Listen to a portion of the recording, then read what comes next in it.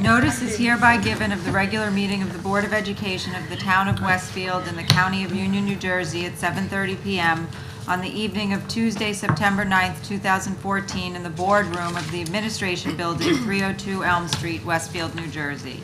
The purpose of the meeting is to transact the regular business of the board and to transact any other business to come properly before the board.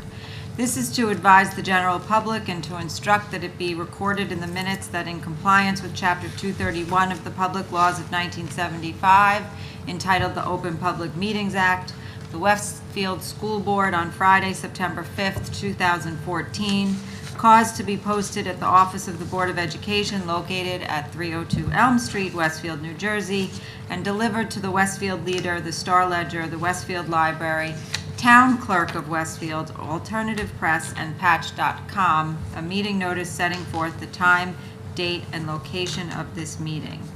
Dana, may I have a roll call? Rich Matesson. Lucy Beegler. Here. Ann Carey. Mark Friedman. Brendan Gallion. Here. Roseanne Kerstead. Yes. Ginny Lights. Here. Gretchen Willig. Here. Rich Slater. Here. Gretchen, can you lead us in the flag? Sure thing. I pledge allegiance to the flag of the United States of America and to the republic for which it stands, one nation, under God, indivisible, with liberty and justice for all. Are there any announcements? I have one here. Newsweek has released its America's Top Schools 2014 ranking. Westfield High School is ranked number 29 in the country, the only open enrollment high school in New Jersey to be ranked this high. Newsweek describes the rankings as highlighting schools that do the absolute best job of preparing students for college. This year, our methodology is more stringent than ever, with new measures of quality and higher standard for data. The criteria were based on the college readiness, including the SAT and ACT, along with AP and IB scores, the student attrition, college graduation rates, and other college-bound factors. The rates that Newsweek reports for schools are percentiles relative to other schools on its list, rather than raw percentages. The complete list that is included as a link on the district's website and in the news section on the homepage. As we have noted before, Westfield High School students' academic performance has been continually high, but it's the ranking methodology of various publications that varies from year to year. I have nothing. Lucy, do you have an announcement? Nope. Go ahead. Oh, I have something. Congratulations to Mary Keller, AP U.S. Government and Politics teacher at Westfield High School, who attended the prestigious Supreme Court Summer Institute in Washington, D.C., following excuse me, a highly competitive nationwide application process. She was among 30 students from around the country who worked to create and implement a variety of interactive strategies to teach students about the U.S. Supreme Court and its cases. During the 5-day institute, Ms. Keller had the unique opportunity to hear in person Supreme Court decisions, to participate in a moot court, to hear presentations by many keynote speakers, and to meet a Supreme Court justice. She also learned about a variety of print, online, and video media to research and integrate into Westfield's teaching about the U.S. Supreme Court. As you may recall, earlier this year, Ms. Keller was elected to the New Jersey Council for Social Studies Board of Directors as one of 3 regional directors for Central New Jersey. This is a great opportunity for Westfield Social Studies in the high school, and we congratulate Mary Keller. Well done. So back to school nights are beginning in the Westfield Public Schools. Please check each school's website calendar or PTO newsletter for the exact dates and times, and we welcome parents to attend these very informative evenings to meet teachers, administrators, and get a glance into your child's school day. Can't believe I'll be attending my final one this year. Very sad. This past June, one of our veteran teachers retired. It's a name that many people in the community know, and that would be Tom Hornish. And Tom Hornish was known as a longtime social studies teacher, as a coach, as the volunteer moderator of the Fed Challenge, the Federal Reserve Challenge, and the Euro Challenge. But he was also always there when there was a student who needed him, or a staff member, or a family in need of any sort. And many know that soon after his retirement, he was faced with a challenging health issue. But I'm happy to say that I just saw him yesterday. He is doing well, following doctor's orders, and is recuperating. He's in the midst of it. But he asked that I pass along a message to the board, the members of the staff, and the community, because he truly feels. He feels very lucky to have the support of the community, including board members, so he asked that I read a message. 42 years ago, the Westfield Board of Education gave a young, unknown teacher the opportunity to teach and to coach. That first year, I learned not only of the demand for excellence, but I also learned about a caring and compassionate Board of Education. Today, 42 years later, I am sincerely thankful for your care, concern, and support. You stood by me recently. You honored me by allowing me to read the names at graduation, and now you are standing by me as I take on this challenge. I cannot think of a kinder, more caring community. To each and every one on the Board of Education, central staff, Westfield High School faculty and staff, my heartfelt thank you from Tom Hornish, Westfield High School social studies teacher. One of a kind. Yes, glad to hear he's recuperating well. Yes. Good man, very good man. The next Board of Education meeting will be held Tuesday, September 23rd. There will be a short, regular meeting followed by a board workshop. I'd like to recognize the public for agenda items only. Seeing no one come to the podium, I will turn it over to Dr. Dolan for the superintendent's report. Thank you. And tonight we do have two reports. I'll be doing the first one, and then I'll be turning it over to Mr. Panera for the second one. Tonight, as called for in policy, I will be reviewing the data regarding the status of the Westfield High School class of 2014, and I have to say it will be a pleasure to do so. 98.5% of the class of 2014 graduated in June. Another 4 students successfully completed summer school, and they were given their diplomas at the end of the summer. So that brings our graduation rate to 99.3%, and the other 3 remaining students are actually continuing their education, and they're involved in transition programs to prepare them for the future. But let me tell you a little bit about the students who did graduate. 97% of the Westfield High School class of 2014 graduates are pursuing higher education this fall. And as any parent who has more than one child will attest, there is never one path for children. There are a number of different ways, and that's reflected in what our students are doing now that they are postgraduates for high school. 90% of the graduates are attending 4-year colleges and universities. 4.7% are attending 2-year colleges, and 2.3% entered specialized vocational, business, and other post-high school institutions, many focusing on special training in computer fields. The remaining graduates have entered the workforce directly, are taking a year off, or had future plans that were undecided at the time of graduation. The class of 2014 is attending an impressive list of 163 different colleges and universities in more than 20 states. 3 graduates are studying in Canada, and 1 has selected a university in Turkey. 7 of the 8 Ivy League universities are represented, including Princeton, Brown, Columbia, Cornell, Dartmouth, Harvard, and Yale universities. The most popular out-of-state colleges and universities selected by this year's graduates include University of Delaware with 10 students attending, Penn State University, 15 students, Ohio State University, 11, St. Joseph's University, Philadelphia, 14 students, Lehigh University, 7, and Vermont University, 7 as well.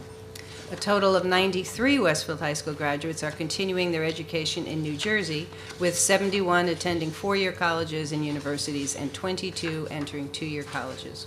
The most widely attended New Jersey school is Rutgers, with 28 Westfield High School graduates attending the various colleges within the university, followed by Stevens Institute of Technology with 7 graduates attending. And looking at 2-year secondary institutions, Union County College is welcoming 17 Westfield High School graduates this fall. There will be a complete list of the plans of the 2014 graduates posted on our website, www.westfieldnjk12.org, and it will be on the Westfield High School Counseling Department website. Any questions or comments?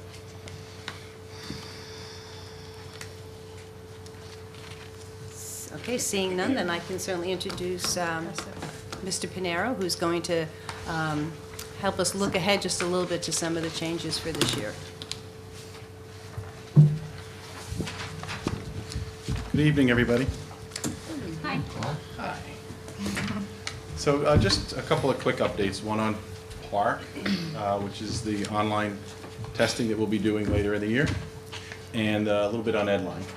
So one slide tells it all for the most part for PARC.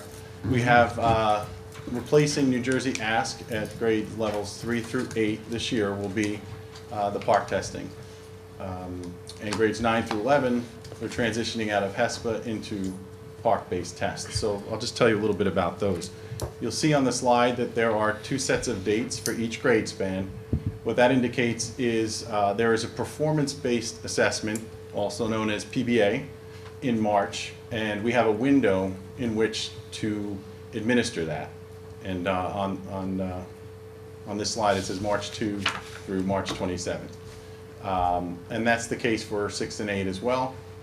It is also an end-of-year component, and same thing in ELA, language arts, and math. And that window is April 27th to May 22nd. In grades 3 through 8, so that's grade span 3 and 5, 6 through 8, there are, in the PBA session, back to March, 3 language arts portions. So that's 3 days of language arts testing, and then there's 2 for math, which is the same as it was for New Jersey Ask. But then at the end of the year, there are 2 and 2. So that's 3 and 2 for ELA and math in March, and then 2 and 2 in April. And that's the case for grades 3 through 5 and 6 through 8.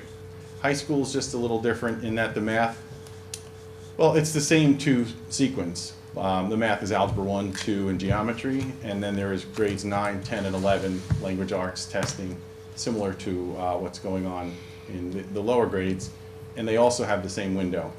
So we're prepared, and our curriculum has been updated for some time as per the standards so that we would be prepared. And we had some pilot testing last year that went very well. We picked up a few things from that practice, and I have to say with confidence that we're ready to go for this spring.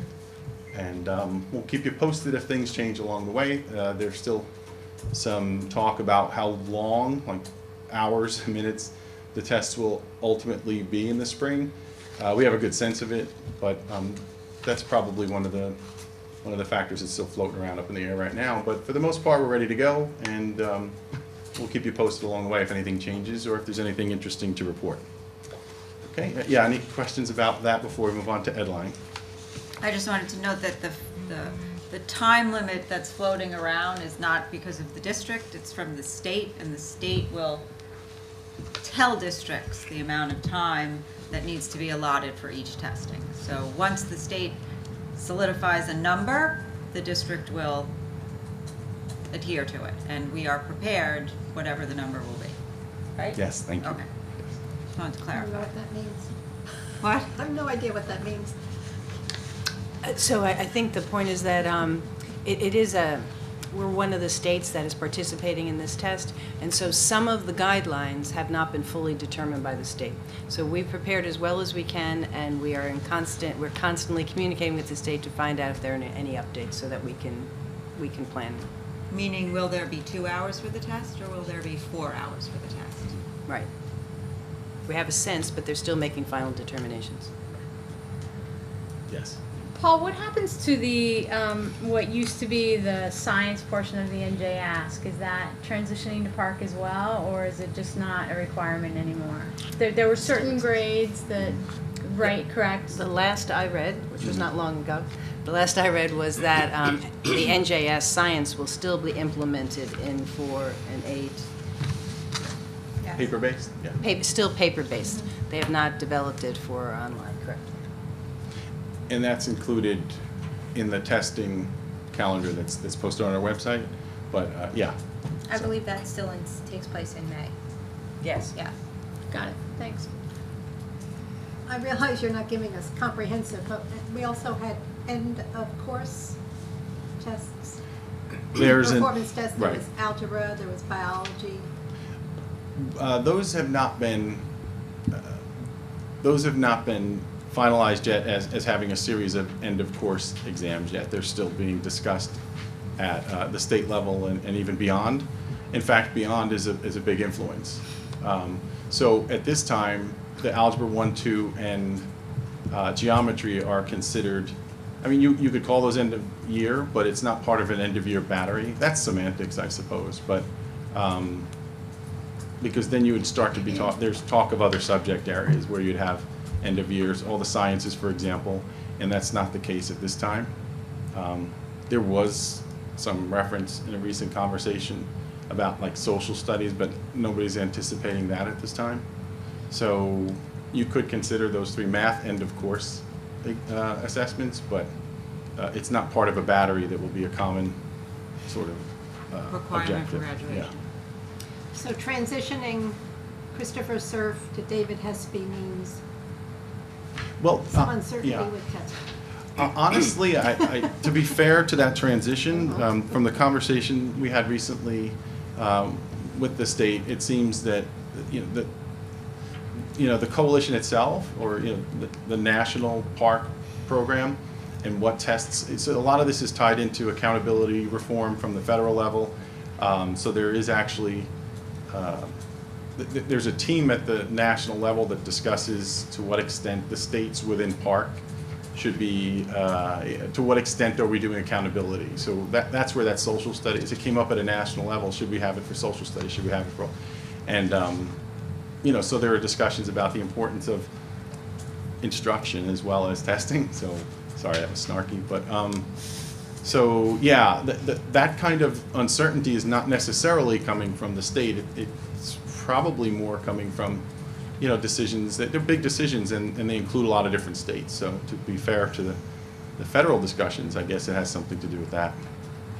So do we still have a year-over-year assessment review of end-of-course results in some of these areas that were going to be required of us? I think you might be referring to the biology end of course that's been going on. Yeah. Okay. That will phase out once the federal, so that was done at a state level, again tied to some prior accountability measures. And we're still doing that because the state is still required to do some accountability in science. So we have the biology end of year, which is not park-based, it's still paper-based. That data at the state level has not necessarily been analyzed and delivered the way other data is, because frankly, I think the state has openly said that they're not comfortable with the comparative data with that and the varying levels of abilities, or even that the test itself accounts for all of that. So, Okay. yeah, so we get it. Oh, there's more. Okay, so Edline or another park question? We'll move on to Edline? Okay, great, thanks. So in April of last year, with a tremendous amount of effort and hard work, including all of the people in this room, the board, and our 2 master technology teachers, and all the principals and the teachers themselves, they worked very hard to get up to speed with using a new web page for their classroom web pages, and all of this was tied into an integrated district website. So that, of course, is westfieldnjk12.org. There are tons of features, and I'm sure that a lot of people have visited and are starting to get accustomed to it, but we'll just give it a general overview here and give you some information about how the community and the parents are going to be able to use it and learn more about it. So Edline provides information about the district, the school. Each school has a website, and each teacher has a website, so information at all 3 of those levels, district, school, and teachers. The best way to view Edline is using a web browser, either Google Chrome, Firefox, or Safari as your web browser. Okay, so next slide. So for parents, it enables parents and guardians can access specific information about their child's individual classes. And that's, you know, again, it may look differently for, say, elementary, intermediate, and high school levels, but, you know, parents can be involved in that way and get a sense of what's going on in classrooms. And also, they can adjust their account to receive specific information, such as events that might be going on within the class. So we're going to stop just there for a quick second. And that's once the parents get their individual login information, which we do not have yet. Right. I have just a little bit of that okay, coming, right. but no, you're right. I don't want people to hear this and say, but I don't have that. Right, So right. you don't have it yet, but you will have it soon. So that's a good point. So some of what I'm saying before we get to the slide that discusses how parents are going to get that information, so it's all on the way through an activation, informational activation email that will be received shortly. So students also will be able to benefit from it, of course, and that's because teachers can post assignments, projects, and all kinds of other class-specific material, and I'll show you a couple of specifics for that. So at the elementary level, that means the Edline web pages enable elementary students to access information on their assignments and projects, class news and events, as we said, and web-based academic games, reference databases, and practice activities for math and other subjects. A lot of times teachers have all these great resources on their current web pages. It's not that the teachers haven't been using web pages before. They have, and they've done it well. This is designed to be a little bit more directly interactive with the students and parents in like a one-stop shop kind of environment.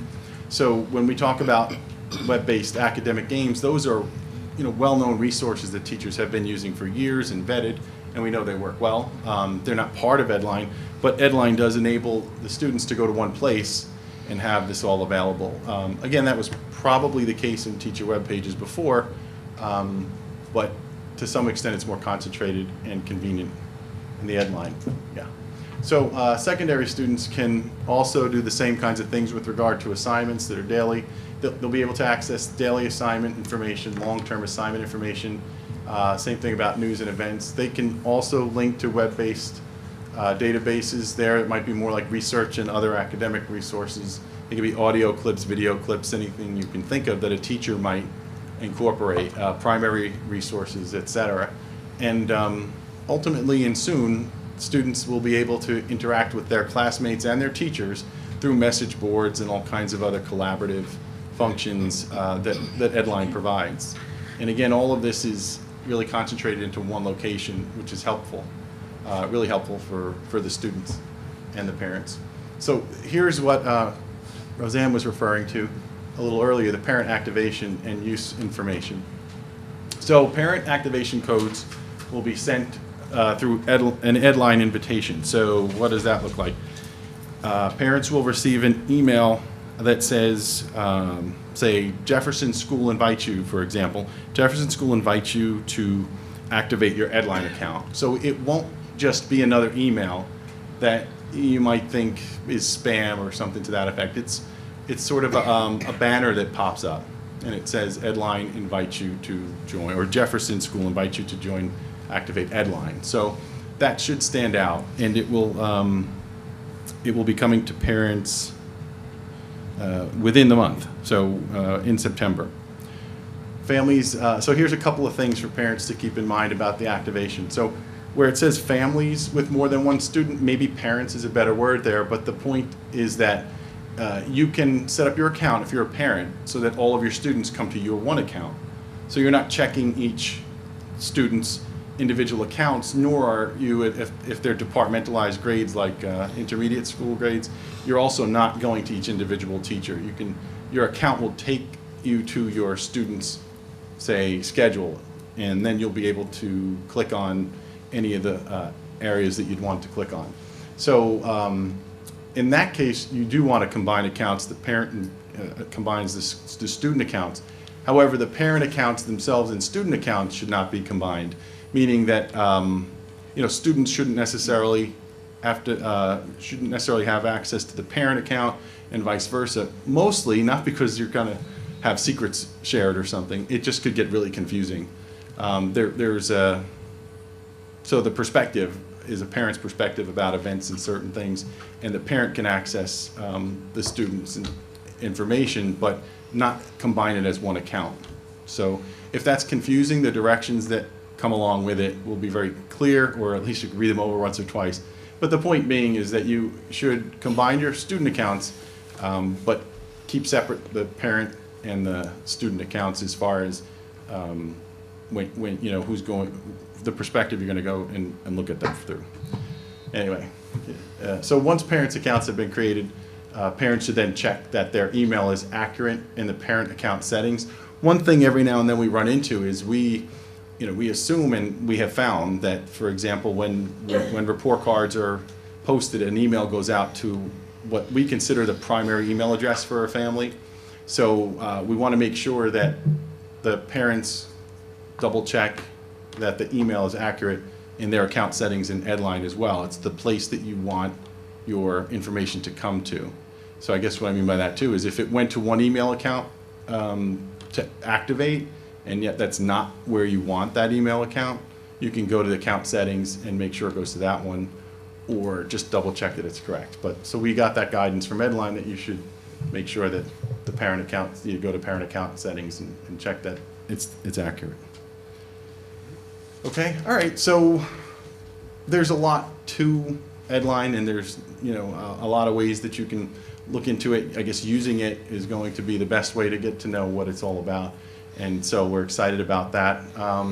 But if you'd like, you can go to the Parents tab on our website, and if you click on that, it says Edline Resources. So you go to Parents on the tab, Edline Resources, and you'll be able to see all kinds of different explanations of some of the things I've talked about tonight, and we'll keep building the guidance that is connected to that for you.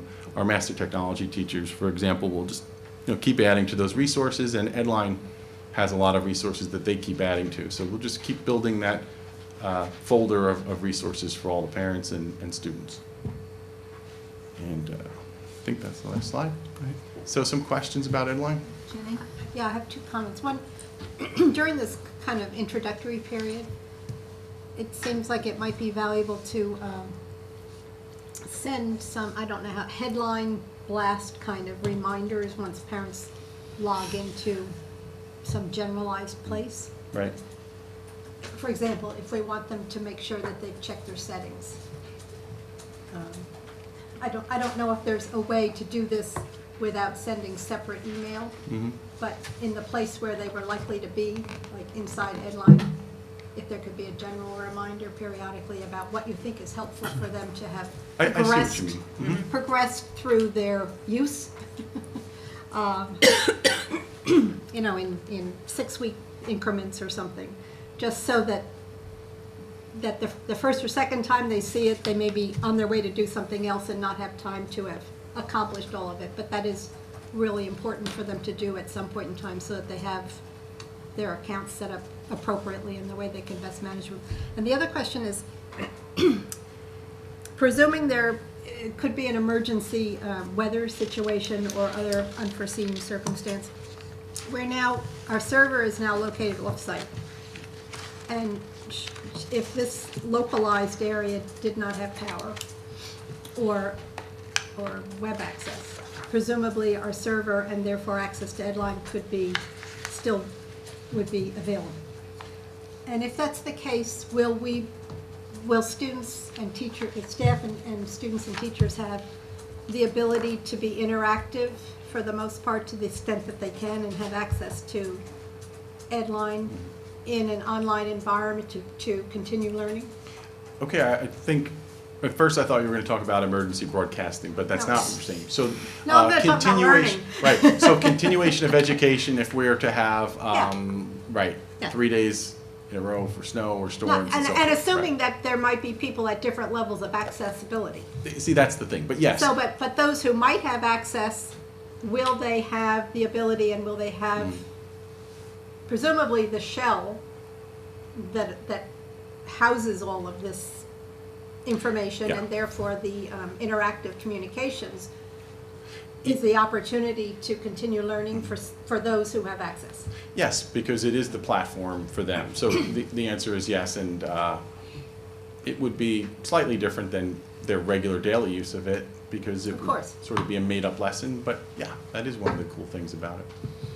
So I guess that is something that is worthwhile to discuss in classes at some point, both with students and then possibly back to school with parents, or some kind of information communication to parents at some point that this is available. We don't need to wait until something happens, but you know, we're building toward that as perpetual accessibility, presumably, based on certainly pockets of electricity and wireless access and so on. Yeah, I was just going to suggest, Paul, that maybe for the back to school, especially for elementary and intermediate, to when everybody has lunch, they don't really know what to do, or gym, and they don't know what to do. Maybe this year would be a good idea to have like an Edline Genius Bar room or something where people can go and get some explanation on it, or just, you know, have somebody running through Pickups. some FAQs on the site, things like that. So you mean the parents' back to school? Yeah, yeah, nights? that's when the parents are at Yeah. back to school night, yeah. Yeah. No, I'm not talking about a separate night. Yeah, no, At no. back to school night, Right. typically your schedule is lunch or gym, and everyone's sort of wandering the halls. Maybe if they have a question, they can, Well, right, I know That's an option. the PE session would Yeah. certainly be informative, but lunch, For it could for certainly lunch, be yeah. available there. Yeah. Yeah. Yes, PE, very informative. I don't I- yes. very informative. But I think that's an excellent idea. I'm sure somewhere in there it would fit, whether, yeah. Well, you know, and principals are very creative about making their nights really special, so we can talk about that with them even tomorrow, and I'm sure they can incorporate it well. Roosevelt's is Thursday. I'd have to. Right. Kick it into high gear Yeah. quick. Yeah, Gretchen? they probably already have it covered, honestly. They probably but, do. yeah. I'm sure they do. Gretchen? Not a question, just an observation last night, and it may have already trickled its way up to you, Dr. Dolan, but, and I don't expect an answer tonight, but at the freshman orientation at Westfield High School last night, there were a number of parents who apparently, students and parents are having difficulty accessing Edline from mobile devices, which I think a lot of students will probably do to access assignments and teacher web pages and stuff. So I think Peter said that he would pass that information along. I thought it might just be worth mentioning. We can just double check and make sure there are no major issues there. Do you know, were people specific at what type of device? Like, was it iPhone or Samsung? Apparently or- iPads, phones, So iPhone, and more, right, the smaller but not computers, Samsung or- laptops. Not not Genesis, to not Android. Genesis, but Edline specifically. Yes, that was the sense that I had. Mind you, it was the Q&A session Sure. and I was half out the door. Okay. But there was a lot of very vocal parents who, so it seems likely that it would be a lot of different I devices. haven't had an issue. Yeah, no, And I use iPhone, so I I use was it on the thinking iPhone. maybe and Samsung. iPad. I It's haven't fine. tried, Yeah. but, I so wasn't maybe able to Peter get will in. have more Yeah. specific information. Okay. Right. I wasn't able to get into our BOE docs section in the last couple of days, Ha- Okay. or what used to be. I don't know what Right. to call it now, Yeah. but We've blocked you out. I know my email doesn't work now. Yeah. There's certain strategies. It's all part of going electronic. Are there any questions, other questions or comments? Thank you, Paul. Okay, thank you. Didn't think Hang you'd on, are there notice. any comments or questions from the public about, you can come to Sure. the podium, I guess. And state your name and where you live.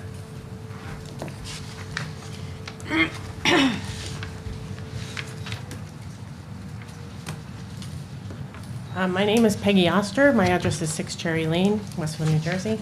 I'm very interested. I think it sounds like a great system, and I really have 3 questions. One specific, I guess, is more for the secondary level schools, intermediate, and the high school.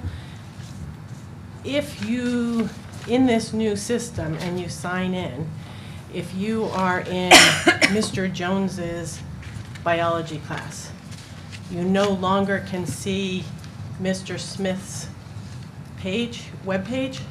Is that true or not true? How do we do? We should get, yeah, so. This is- Yeah. Yeah. Well, the purpose of Edline is so that all students and parents have access to what that student is doing and what their life is like and what their classes are like. So they get all the information about the work they'll be doing.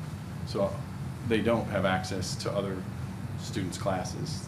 So the answer is no.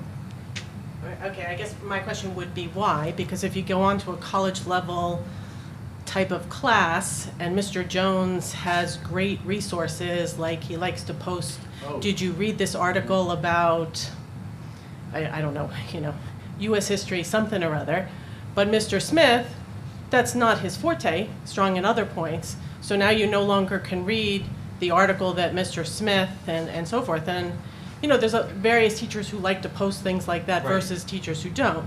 So when you lock the person out, they wouldn't be able to do that extra. This is going to seem like a setup. That's an excellent point. One thing we could do is create a shared space for that kind of thing. I'm not exactly sure how we would do that just yet, but certainly we could set up a folder, and if students ask teachers, there would be a common area, and if so, there are really good resources. I don't want to promise things that I personally don't have to do in case it seems to be a lot more complicated than that, but for the most part, there's some good resource that is well known to help a lot of students. I would think that we could create a common area folder so that we can include that, whether it's a list of links or just establish guidelines, say on how to write a particular type of paper, how to use primary resources or something. And supervisors might in fact have a good time with that, working with their people to develop a so yes, we should look into that. That's a good idea. I also just think it could save resources because, once again, if Mr. Smith is the person who is a big reader and so forth, he can share his knowledge with everybody, and everybody who's taking US 1 or whatever they're called nowadays, Biology 1 would be, have that information available. My second question, are all teachers required to update their websites and keep them updated on a certain timeline? Yes, well, the rule of thumb at the most basic level is that at any time a student can go to their website. Let's speak specifically about secondary, meaning the intermediate levels and the high school. That at any time, anywhere, a student can go to their Edline link and know what their homework is that day, know what assignments are expected, what the expectations of them are at any given day. So along with that, the expectation is that it would be regularly updated. We also like to see that new interactions can, evolve and that resources are posted, kind of like the way you were just speaking of. So yeah, the expectation is that it will become pretty much a tool to be used as part of the learning process, not just sort of posting information and leaving it there, to be live and interactive. And my last question was about the way you activate this account. So if I get the email that says I should activate my account, does this system give you the ability to say, of the 6,000 students that we have, 80% of them have their accounts activated? Are you able to look, like if you use a constant contact type of thing and I send out 100 emails, it can tell me 50 of them have been read and so forth. Are you going to be able to say, because say you have the wrong email address for me and I never get my scenario, or also gives us a feel for people who really aren't computer literate and so forth. Do you have that function to be able to say how many people within our school system are using this new Edline program? Sort of like a receipt request to know if somebody's opened it or not. I've assumed that, all along, because it's just a basic function. So yes, Dr. Dolan is aware. I'm not specifically aware of that function, but Dr. Dolan is. So.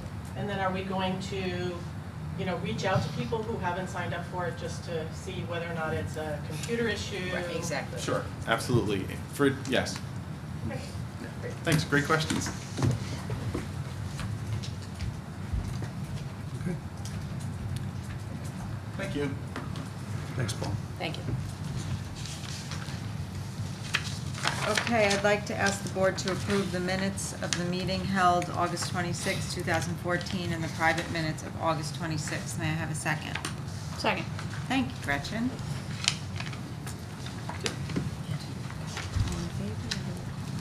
Do we need a roll call? All in favor? Aye. Aye. All opposed? I have to abstain, I wasn't there. Okay. As do I.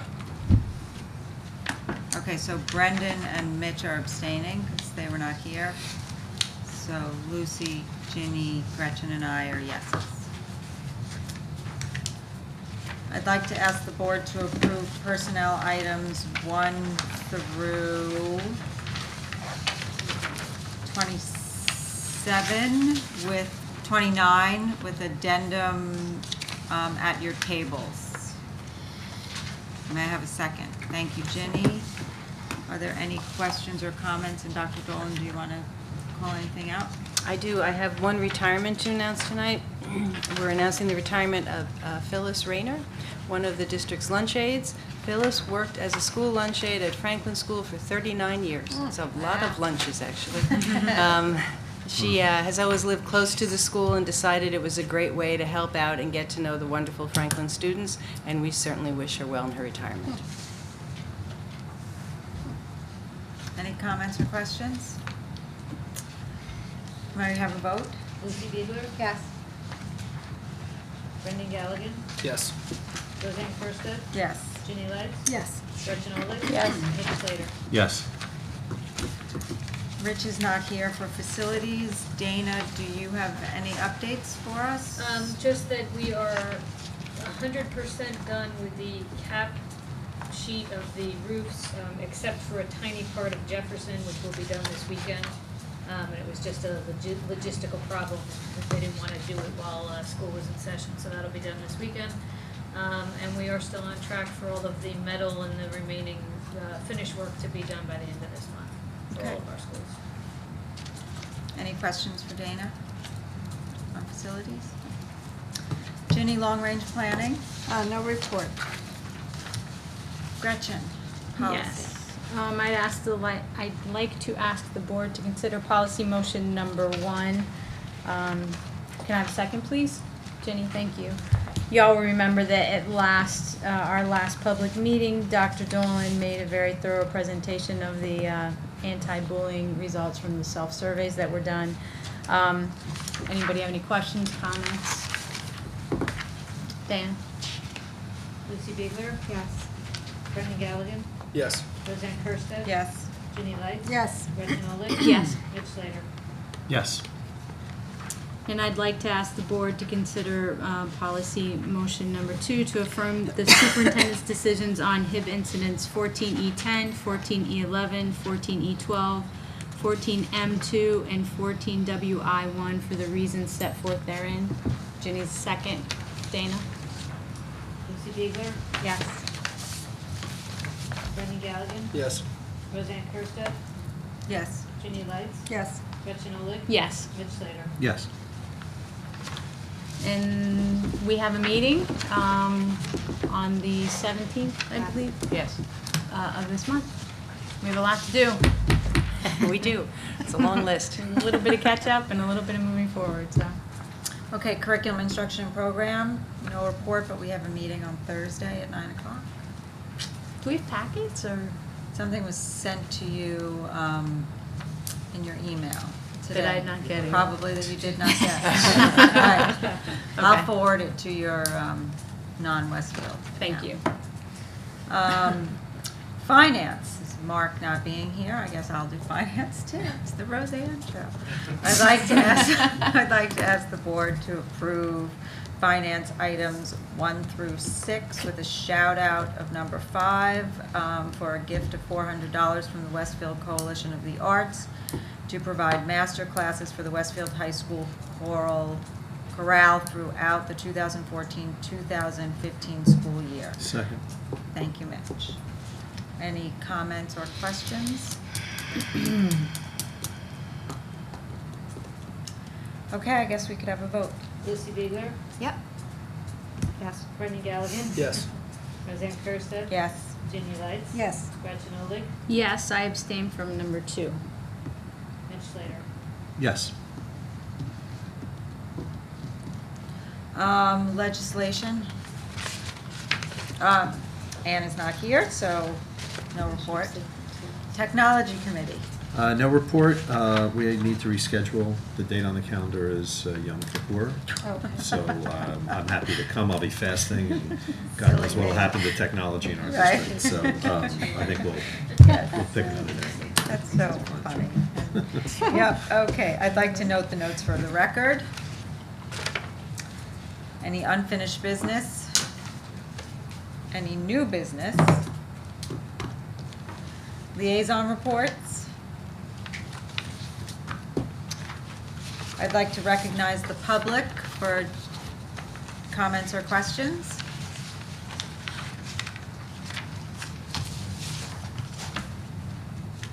Seeing no one come to the podium, I'd like the board to approve the following resolution. Be it resolved that the Board of Education move into private session for the purpose of discussing matters rendered confidential by state and federal law, personnel pending or anticipated litigation, and pending or anticipated contract negotiations. And be it further resolved that any discussion held by the board which need not remain confidential and the results of the discussion will be made public as soon as practicable. May I have a second? Thank you, Ginny. All in favor? Aye. All opposed? Thank you, We Carol. are adjourned. My sassy daughter.